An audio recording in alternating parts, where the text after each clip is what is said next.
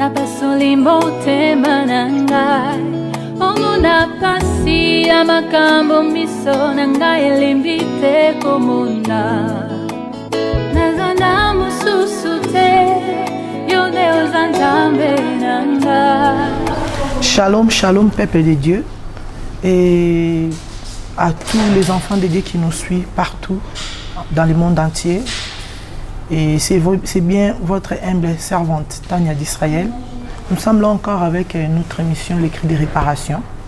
Et voilà, aujourd'hui je ne suis pas seul, je suis avec l'homme de Dieu et il peut se présenter. Oui, je m'appelle l'évangéliste Claude Monandeke Miesi. J'habite à Lamballe, je suis là en tant que berger dans l'église centre missionnaire de Lamballe. Donc Lamballe, ça se trouve entre Saint-Brieuc et la ville des Rennes.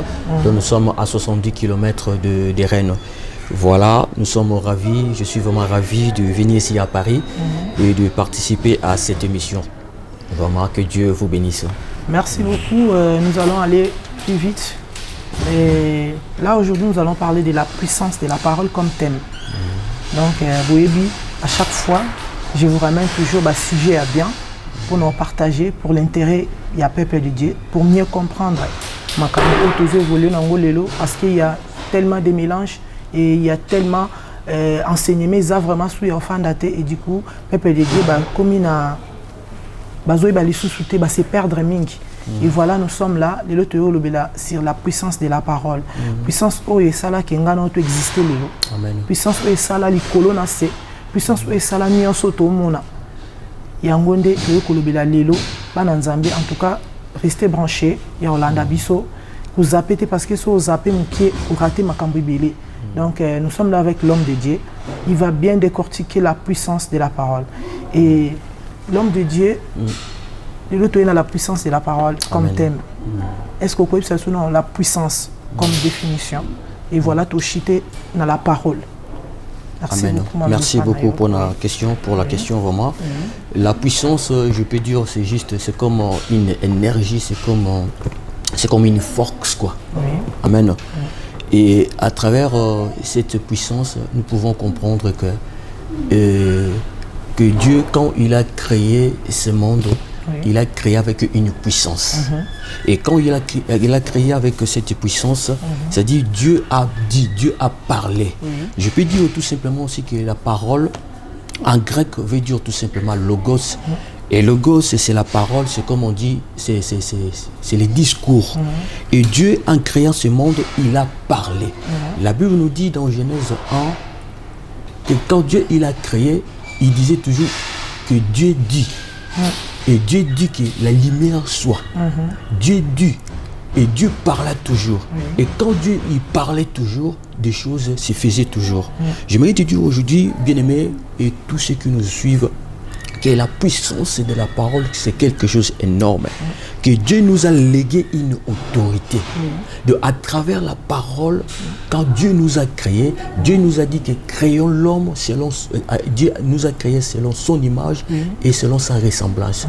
C'est-à-dire, Dieu nous a donné cette autorité. Dieu nous a donné cette parole en lui. C'est-à-dire, à travers cette parole, nous avons une puissance. C'est-à-dire, Dieu, quand il a déclaré quelque chose à nous, et tout ça, ça s'est passé réellement. Et quand Dieu a parlé, tout ça s'était créé selon la parole de l'Éternel. J'aimerais ajouter quelque chose ici. Satan a compris tout cela à travers la parole de Dieu.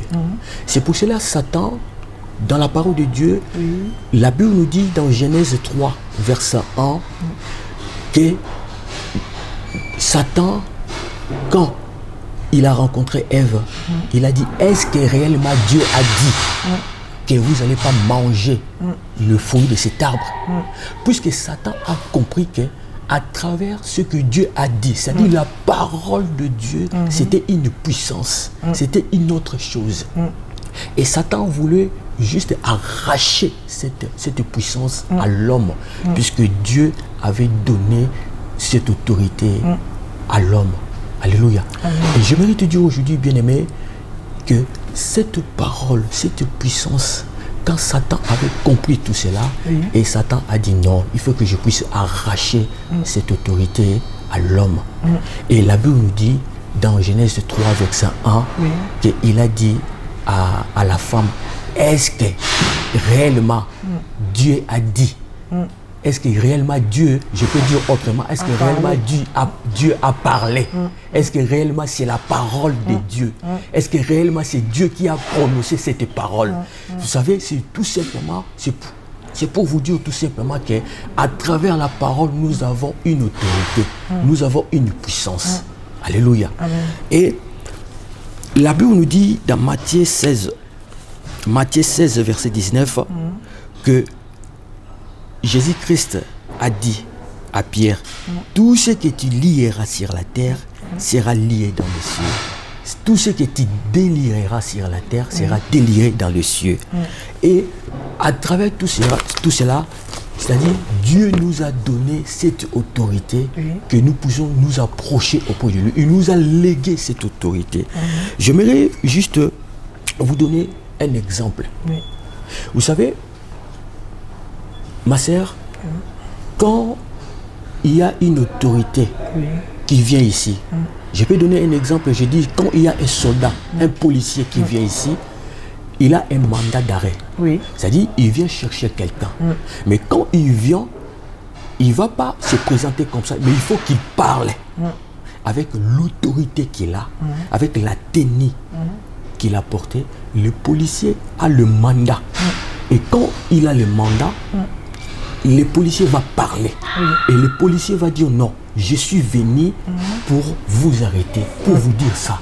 Vous savez, il y a aussi des roulages qui sont dans des ronds-points, qui sont en train de faire leur boulot. Mais avec leur tenue. C'est-à-dire ils ont une autorité. Avec cette autorité, ils peuvent faire des gestes. C'est-à-dire cette parole, ce n'est pas n'importe quelle personne qui va se présenter là-bas, mais avec l'autorité qu'il a, il a déjà une autorité que c'est-à-dire Dieu lui a légué. C'est-à-dire nous, en tant qu'enfants de Dieu, nous avons cette autorité. C'est-à-dire un policier, quand il se présente, avec cette autorité, il a le droit de parler. Et Dieu aussi nous a donné cette autorité à nous. C'est-à-dire, en tant que cette puissance, nous avons cette puissance à nous. C'est-à-dire, tout ce que toi tu vas parler devant quelque chose, ça va se réaliser parce que l'Éternel t'a légué, l'Éternel t'a donné cette puissance. La Bible nous dit dans Luc 4, dans Luc 4, Jésus-Christ a jeûné pendant 40 jours et pendant 40 nuits. La Bible nous dit quoi? La première personne qui se présente devant Jésus-Christ, c'était Satan. Satan a voulu juste jouer avec la parole de Dieu. Non, on ne joue pas avec la parole de Dieu. Puisque la parole de Dieu, c'est une puissance. Puisque Satan avait compris, il a dit non, il faut que je m'approche à cet homme-là. Je vais commencer à lui parler. Alléluia. Je vais commencer à lui parler. Et quand il a commencé à dire non, Jésus-Christ, tu peux faire ça. Tu peux faire ça. Et Jésus lui répondit toujours à travers la parole que Dieu a dit. Que la parole a dit. Alléluia. Amen. Puisque à travers la parole, nous avons la vie. À travers la parole, nous avons la puissance. Bien aimé, même dans ta maison, même toi, là où toi tu habites, tu peux parler, tu peux dire non, tu ne dors pas bien toute la nuit, mais c'est que toi tu vas parler avec cette autorité que toi tu as. Bien aimé, tu as la possibilité d'arrêter des choses en toi. Tu as la possibilité d'arrêter l'hémorragie qui te dérange. Tu as la possibilité, avec la foi que tu as, avec la parole, avec cette puissance, avec cette autorité que Dieu t'a donnée, tu as la puissance, bien-aimé, de faire la clôture de ta maison au nom de Jésus-Christ. Parce que le Dieu que nous prions, il est vivant. L'homme de Dieu. Alléluia. Et qu'est-ce qui se passe maintenant que les enfants de Dieu, ils ont plus cette confiance-là, ils ont plus cette, ils croient plus à la puissance de la parole. Qu'est-ce qui se passe? Vous savez, Satan, il est rusé. Satan, il est rusé. C'est comme je disais tout à l'heure, qu'il est toujours là pour tenter les enfants de Dieu. Aujourd'hui, il y a beaucoup de chrétiens qui n'ont même plus cette envie-là, c'est-à-dire de s'approcher auprès de Dieu. savez pourquoi? Parce que Satan est toujours à côté. Il dit non, vous n'allez pas réussir. Qui va te dire que tu ne vas pas réussir? Qui va te dire ça? Personne. Oui. Parce que l'Éternel a déjà légué quelque chose en toi. C'est-à-dire, la première des choses, nous devons avoir d'abord la confiance en ce Dieu. Si tu as la confiance, vous savez, nous sommes, je peux donner cet exemple, nous sommes dans une famille, et il y a les papas, et il y a des enfants, et il y a toute la famille. Et quand un enfant te dit, papa, je ne dors pas bien, j'ai peur. Mais un vrai père s'approchera auprès de son fils. Il va l'assurer, il va lui dire, tu vas dormir calmement.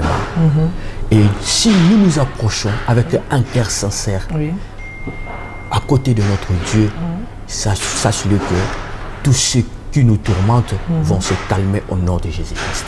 Merci beaucoup, l'homme de Dieu. Et quelque part, on a l'endure très bien. Autant il s'absous que non, Satan a capable de la parole. Satan a capable de quitter sa puissance au Yamalobanzambi.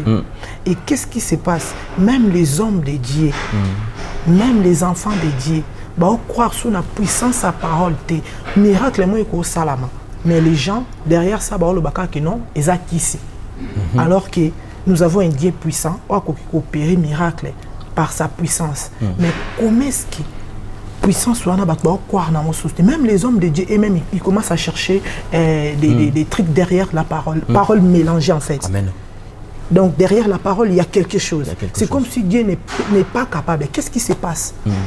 Oui, il y a aussi un bien-aimé qui m'a demandé un jour, il m'a dit, mais je ne crois plus que les hommes de Dieu peuvent ressusciter de mort encore une fois.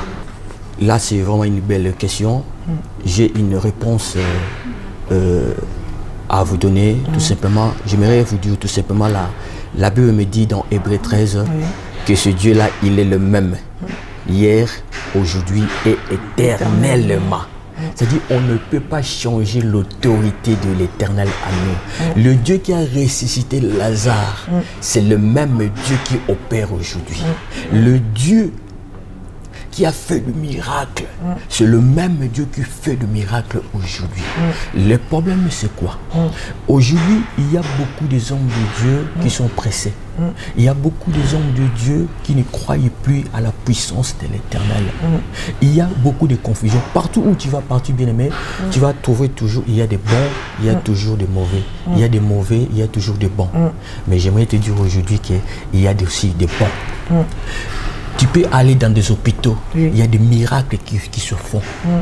Tu peux aller partout dans ce monde, aux États-Unis, en Afrique, il y a même un coin et tu vas retrouver toujours que non, il y a un Dieu qui a opéré des miracles. Ce Dieu-là, il est vivant. Il opère toujours, il n'est pas mort, il est vivant. Le problème, c'est quoi? Nous, les chrétiens, nous devons avoir la crainte de l'Éternel. Vous savez, un miracle, le premier miracle, c'est quoi? C'est avoir la compassion des hommes. Quand tu as la compassion des hommes, quand tu as la compassion des gens qui sont en train de mourir spirituellement, ça c'est un miracle extraordinaire. Cela veut dire tout simplement que nous, en tant qu'enfants de Dieu, c'est-à-dire nous devons avoir la crainte de l'Éternel. Quand tu as la crainte de Dieu, tu laisses le péché à côté, mais tout ce que toi tu vas demander à l'Éternel, ça c'est celui qu'il va l'accomplir au nom de Jésus-Christ. Parce que ce Dieu-là, il est vivant. La Bible me dit ceci, bien-aimé, dans Jean 9, verset 31, que nous savons que Dieu n'exauce point le pécheur. Mais si quelqu'un l'honore et fait sa volonté, c'est celui-là qu'il exauce. C'est-à-dire, il y a beaucoup aujourd'hui qui demandent à Dieu un exaucement. Pardon, un exaucement par rapport à leur prière. Ils demandent quelque chose à Dieu, mais ils n'ont pas une bonne réponse. Ils demandent des miracles à Dieu, mais ils ne voient pas de miracles. Donc, quelque part, il faut qu'ils puissent voir un peu leur vie. Ils puissent faire quand même quelque chose, une analyse dans leur vie. C'est-à-dire, le péché peut nous empêcher à voir les miracles de Dieu. Si nous sommes là, c'est pour la gloire de notre Dieu. Nous mettons Jésus-Christ en première position. Aujourd'hui, il y a beaucoup de hommes de Dieu qui cherchent leur position au lieu de chercher la première position de l'Éternel. Aujourd'hui, il y a beaucoup de hommes de Dieu, ils veulent se faire voir au lieu de faire voir Jésus-Christ en première position. Or, la Bible nous dit quoi? Que cherchez premièrement le royaume de Dieu et tout le reste vous sera donné par-dessus tout. C'est-à-dire, nous devons avoir la compassion de chercher d'abord Dieu. Et quand il y a la compassion de chercher Dieu, tous les restes, les miracles, je ne sais pas, de tous les soucis de ce monde vont nous poursuivre. Parce que ce Dieu-là, il est vivant, il n'est pas mort. Et il opère toujours. Merci beaucoup l'homme de Dieu. Et moi je pense que le peuple de Dieu va comme négliger parole, va comme impressionner dans le miracle. Va tout le monde va qu'il y église pour na ayo kamalobate, mais va comme focaliser dans le miracle. Alors que la parole qui est la prophétie par excellence, qui est le miracle par excellence, va tiens on pandi, va comme Hollande. Voire même va nous faire quoi une église autour de ténini, dans tout les aïsousté. Qu'est-ce qui se passe? Faut-il enseignement ou bien faut-il bassal en Zambie? Oui, il y a le deux, je peux dire le deux aussi à la fois. Il y a aujourd'hui beaucoup des hommes de Dieu qui veulent satisfaire la foule. Alléluia. Donc ça dit, nous ne prêchons pas selon la volonté de Dieu. Tu dis aujourd'hui, quand je vais prêcher aussi la crainte de l'Éternel, ouais, peut-être il y aura un groupe de gens qui vont partir. Ah non, il n'y a plus cette vérité à nous. Ok, s'il n'y a pas la vérité, vous savez quoi? La vérité, c'est une fondation. Quand tu n'as pas cette vérité en toi, tu ne pourras jamais progresser dans ta vie spirituellement. Cela veut dire tout simplement que nous, en tant qu'enfants de Dieu, nous devons mettre d'abord la vérité. Nous devons prêcher la vérité. Non, la vérité peut choquer aujourd'hui, mais ça peut nous aider aussi à nous orienter dans la voie de l'Éternel. C'est-à-dire aujourd'hui, tu peux aller dans des églises, il y a des hommes de Dieu. Il y a des faux, il y a aussi des vrais. Mais quand tu parles de la vérité de l'Éternel, non. Même dans l'époque des prophètes d'Élie, la Bible nous dit quoi? Il y avait beaucoup de prophètes. Alléluia. Il y avait beaucoup de prophètes. Mais ces jours-là, Élie se leva. Élie a dit non, moi je vais parler puisque je crois à ce Dieu-là. Alléluia. Même aujourd'hui, il y a même des hommes de Dieu qui se lèvent pour la vérité de l'Éternel. Alléluia. Quand tu te lèves pour la vérité de Dieu, non, les hommes peuvent t'enfuir. Mais tu resteras avec Dieu. Et quand tu restes avec Dieu, Dieu peut créer des miracles en toi parce que toi tu parles de la vérité. Que Dieu vous bénisse. Merci beaucoup l'homme de Dieu. Et moi je pense que les hommes de Dieu devraient enseigner le peuple de Dieu par rapport à cette parole. Amen. Parce que la parole de Dieu est comme trop négligée. La parole de Dieu est zongissime. Ce qui fait que Bananzambe il croit plus à la puissance de cette parole. Quand on a zongissime dans la Bible, tant que la lumière fuit, la lumière soit et la lumière fuit, je pense que les a mon livre. Ténèbres vont dominer. Mais tant que la lumière est là, non, on a puissance sur la lelo, tous à bout, tous à mot de lui que non, ton est à souka. Amen. Tout le cas, babela, banda bambou les belés, la bossa et piscine à Bethesda. Mais mon cola saban zambabi qui s'amour. Amen. Yesu abiki s'amour. Amen. Mais lelo. Au sambe la pour la moto. Mutongo ye mona na unzimate. Moto na te amite. Moto na balaki se Bible malungate. Mais ba ote ya miracle. Na ebite musa nzamba ko ebisa ba to ba olanda bisoni ni na moto. Bazo ebise ke miracle zo salamela alors que la parole tendeni no yeba que non cette parole là qui devait produire des miracles. Des miracles. Alléluia. C'est pour cela moi je dis toujours et quand je prêche toujours la parole de Dieu, je dis, vous savez, le premier miracle, c'est quoi? C'est d'abord accepter Jésus-Christ comme Seigneur et Sauveur. Je crois dans Matthieu, si je ne me trompe pas, la Bible nous dit que Jésus-Christ a guéri quelqu'un. Et quand il a guéri quelqu'un qui était malade toute sa jeunesse, et cette personne est partie. Mais quand il est parti, il était toujours dans le temple. Il est parti cet homme-là. Mais cet homme-là est parti, mais il est parti programmé, il a dit non. Jésus-Christ a dit, il ne faut pas dire à quelqu'un. Mais il est quand même parti, il a dit non, il y a quelqu'un qui m'a guéri. Et cet homme-là, quand il est parti, mais Jésus-Christ lui a rencontré encore une fois, une deuxième fois. Et Jésus-Christ lui a dit quoi? Que tu dois venir à moi, accepter tout ton cœur à moi. Ça dit, tout simplement, j'aimerais vous dire tout simplement, ce qui est plus important, ce n'est pas les miracles, mais de venir en Jésus-Christ. Vous savez, aujourd'hui, une personne qui vient à l'église, qui n'a pas la base, qui n'a pas Jésus-Christ à lui, cette personne peut fuir aussi l'église. Puisqu'il a dit non, j'ai été malade, je suis guéri aujourd'hui. Mais il n'a pas l'importance de prier, puisqu'il était déjà guéri. La personne reste à la maison et sa vie va finir. Et dès que Jésus-Christ revient aujourd'hui, cet homme ou cette femme rentre dans l'enfer. Alléluia. On perd cette âme-là. Ok, le souci de Dieu, c'est quoi? La Bible nous dit quoi? Que le cœur de Dieu se réjouit quand une âme s'est convertie. Alléluia.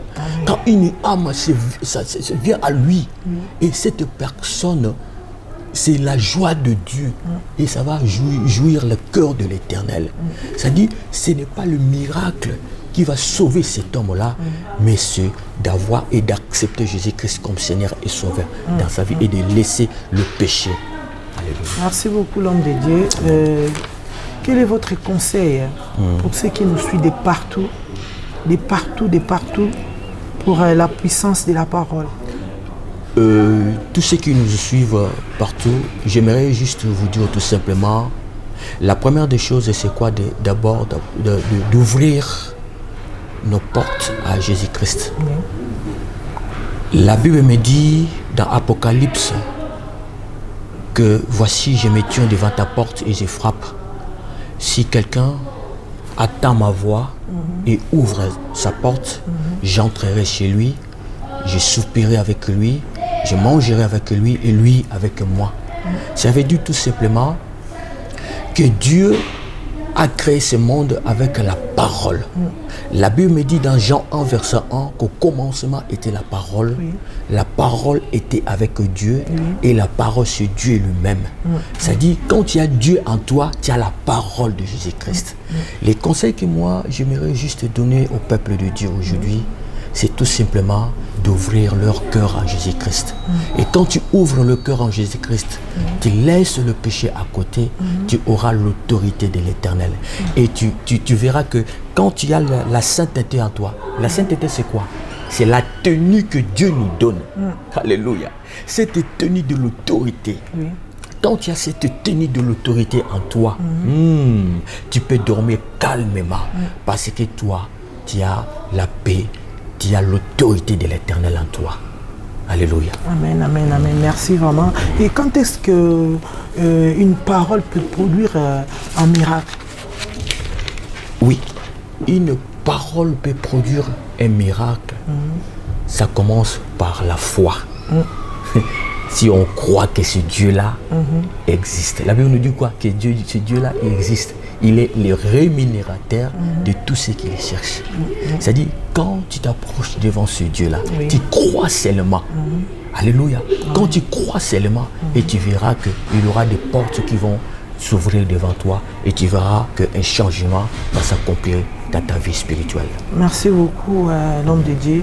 Et l'importance vraiment de cette parole dans la vie d'un enfant de Dieu.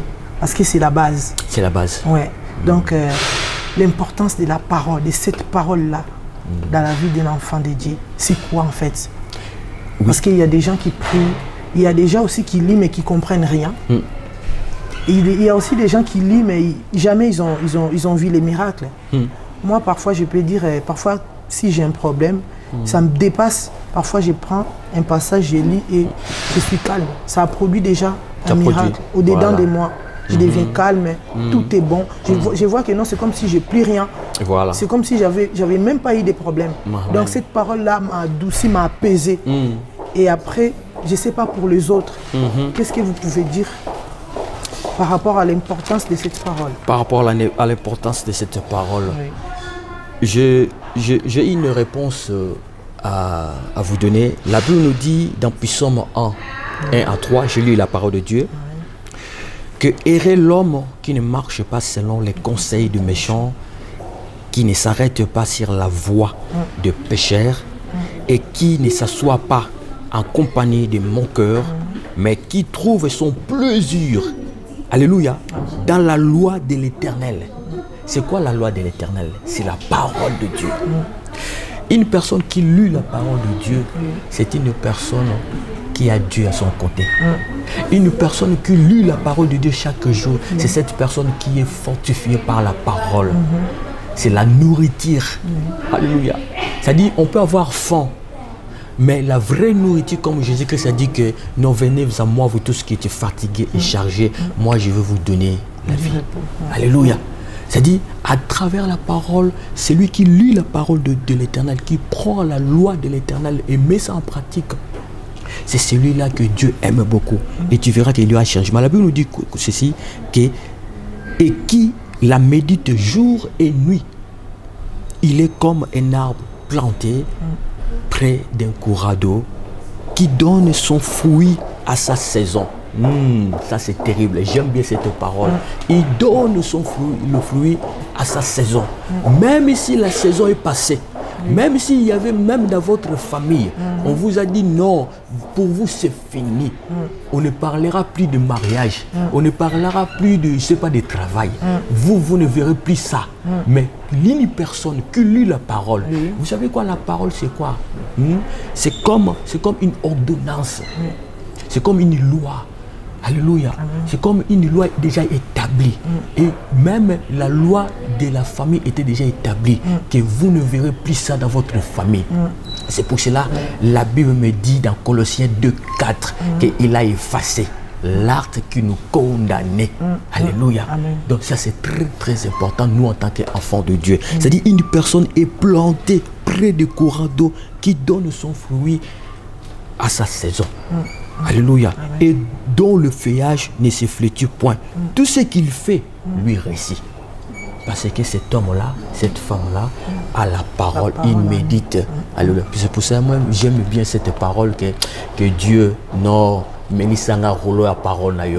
Vous savez, quand tu avales le rouleau de la parole, cette parole, même si tu dors, même si tu te réveilles, même s'il y avait des difficultés devant toi, tu commenceras à vomir la parole de l'Éternel. Même s'il y avait des tentations devant toi, la parole va te fortifier, va te donner un nouveau chemin. Parce que c'est la parole qui va t'orienter vers la gloire, vers la puissance de l'Éternel. C'est les logos vraiment. Alléluia. Merci beaucoup. Merci Nabato Balandi Bisso. Amen. Merci l'homme de Dieu pour cette émission. Vraiment. Dernière parole pour l'Église, pour la famille, pour cette émission. Vraiment, je bénis l'Éternel pour l'accueil de l'Église Germe de l'Éternel. Vraiment, les bien-aimés m'ont accueilli vraiment. Vous voyez, dans ces cadres, nous sommes dans cet hôtel Ibis à Paris. Vraiment, je glorifie l'Éternel. Je sais que l'Éternel va ouvrir encore une fois des grandes portes pour cette église. Et ce n'est pas la première fois. Je sais que l'Éternel va nous donner encore une fois une autre occasion pour parler de la parole de l'Éternel. Vraiment, de partout, des gens qui nous suivent partout, le peuple de Dieu, j'aimerais juste annoncer quelque chose de la part de l'Éternel. Accroche-toi à Dieu. Même s'il y a des difficultés dans ta vie, je dis à quelqu'un, accroche-toi à l'Éternel et tu verras des changements dans ta vie. La seule personne que tu vas écouter quand tu lis la parole de l'Éternel chaque jour, chaque instant, chaque nuit, chaque jour, je sais que l'Éternel va te donner une orientation dans ta vie. Que l'Éternel vous bénisse. Merci beaucoup, merci l'homme de Dieu. Et là, j'ai salué toute la famille Lubasa et j'ai salué frère Francis Mayala pour la coaching de cette émission. En tout cas, j'ai salué pasteur Stéphane, pasteur Israël. Que Dieu vous bénisse vraiment. Derrière la machine, j'ai salué les frères Zico Lubasa. Que Dieu vous bénisse. Christopher et Christina, les groupes, les vrais adorateurs de l'Éternel. Sœur Letty, Kalombo, Sœur grâce, frère Edia. En tout cas, que Dieu vous bénisse là où vous êtes. À la prochaine. Merci. Merci beaucoup. Merci.